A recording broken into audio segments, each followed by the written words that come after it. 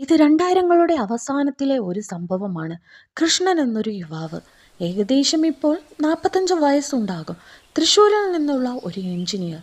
അവൻ്റെ കമ്പനി ഒരു പഴയ ബ്രിട്ടീഷ് തോട്ട ബംഗ്ലാവ്, അതായത് പോണക്കാട് പോലുള്ള ഒരു ബംഗ്ലാവ് റെൻ്റ് ചെയ്ത് അവിടെ ഒരു പ്രോജക്റ്റ് സൈറ്റ് ഓഫീസാക്കി മാറ്റി. ബംഗ്ലാവ് ഇടുക്കി ഹിൽസിലെ ഒറ്റപ്പെട്ട സ്ഥലത്താണ് സ്ഥിതി ചെയ്യുന്നത്.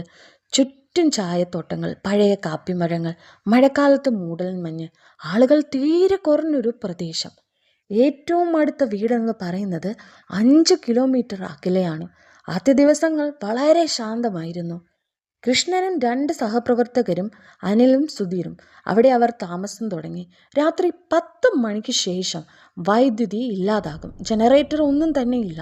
പിന്നെ കൊട്ടാരം പോലുള്ള പഴയ ബംഗ്ലാവിൻ്റെ മുറികളിൽ മാത്രം ടോർച്ച് ലൈറ്റ്. ഒരു ദിവസം രാത്രി ഏകദേശം 1 മണി കൃഷ്ണൻ ഉറങ്ങാൻ കിടന്നു. പെട്ടെന്ന് മുകളിലെ നിലയിൽ നിന്ന് ഒരു കുട്ടിയുടെ ചിരി കേട്ടു. ചെറിയ ചിരി, പക്ഷെ വളരെ വ്യക്തം. അവൻ എഴുന്നേറ്റ് നോക്കി. മുകളിലെ നില ഉപയോഗിക്കാത്തതാണ്, പൂട്ടിയിട്ടിരിക്കുകയാണ്. അനിലിനെയും സുധീറിനെയും വിളിച്ച് 3 പേരും മുകളിലേക്ക് പോയി. വാതിൽ തുറന്ന് ഇരുട്ട് മാത്രം. പൊടി, പഴയ ഫർണിച്ചർ, വേറെ ഒന്നും തന്നെ ഇല്ല. ആരെയും കാണാനില്ല. അവർ തിരിച്ചിറങ്ങി അന്നത്തെ ദിവസം കിടന്നുറങ്ങി. 2-ാം ദിവസം രാത്രി ഇത്തവണ കുഞ്ഞിൻ്റെ കരച്ചിൽ വളരെ ദൂരെ നിന്ന് വരും പോലെ, പക്ഷെ ബംഗ്ലാവിൻ്റെ ഉള്ളിൽ നിന്ന് തന്നെ. സുധീർ പറഞ്ഞു, ഇത് വെറും കാറ്റിൻ്റെ ശബ്ദമായിരിക്കും. പക്ഷേ 3 പേരും ഒരുമിച്ചിരുന്നു.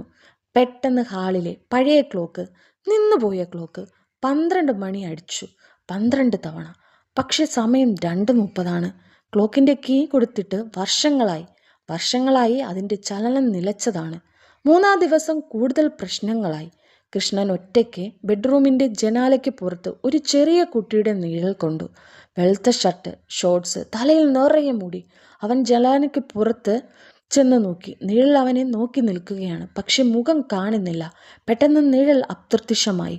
അവൻ ഭയന്ന് വാതിലടച്ചു. അന്ന് രാത്രി 3 മണി. ബെഡിനടിയിൽ നിന്ന് ഒരു കൈ പുറത്തേക്ക് വരുന്നത് പോലെ തോന്നി. അനിൽ ഞെട്ടി എണീറ്റ് ടോർച്ച് ഓണാക്കി.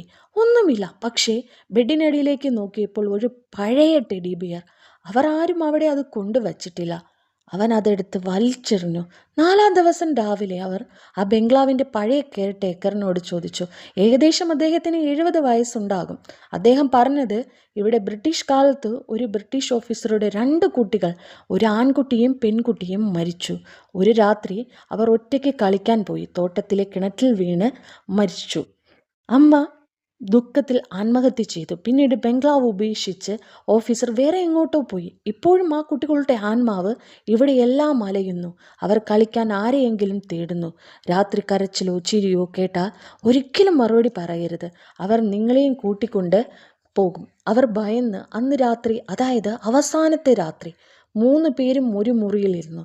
പെട്ടെന്ന് മുകളിലെ നിലയിൽ നിന്ന് ഓടുന്ന ഒരു ശബ്ദം, കുട്ടികൾ ഓടിക്കളിക്കുന്നത് പോലെ. പിന്നെ ഒരു പെൺകുട്ടിയുടെ ശബ്ദം, അണ്ണാ വാ കളിക്കാം.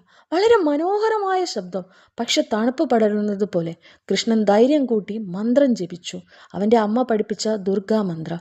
പെട്ടെന്ന് ശബ്ദങ്ങൾ നിന്നു. അവസാനം ഒരു കരച്ചിൽ, വളരെ ദയനീയമായത്, എന്തുകൊണ്ട് വരുന്നില്ല എന്ന്. പിറ്റേന്ന് രാവിലെ അവർ ബാഗ് പാക്ക് ചെയ്ത് പോയി. ബംഗ്ലാവ് വിട്ടുകൊടുത്തു. പിന്നീട് ആരും അവിടെ താമസിച്ചിട്ടില്ല എന്നാണ് പറയുന്നത്. കൃഷ്ണൻ ഇപ്പോഴും ആ ശബ്ദം ഓർക്കുമ്പോൾ ഉറങ്ങാൻ പറ്റാറില്ല. അവൻ പറയുന്നത് അത് വെറും ഭ്രമമല്ല, അവിടെ എന്തോ ഉണ്ടായിരുന്നു. ഒറ്റയ്ക്ക് കളിക്കാൻ കാത്തിരിക്കുന്ന കുട്ടികൾ. വീഡിയോ ഇഷ്ടമായാൽ ഷെയർ ചെയ്യൂ, സബ്സ്ക്രൈബ് ചെയ്യൂ, ലൈക്ക് ചെയ്യൂ.